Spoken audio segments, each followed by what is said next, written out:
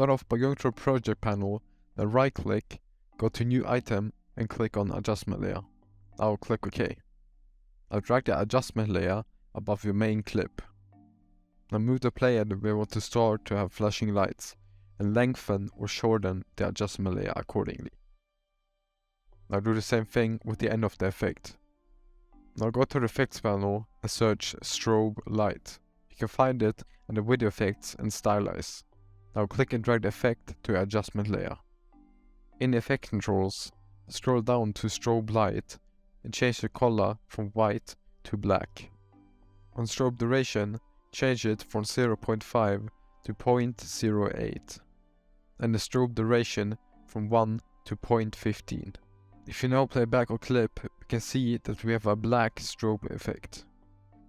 You can obviously play around with the settings in effect controls, but these work the best for me.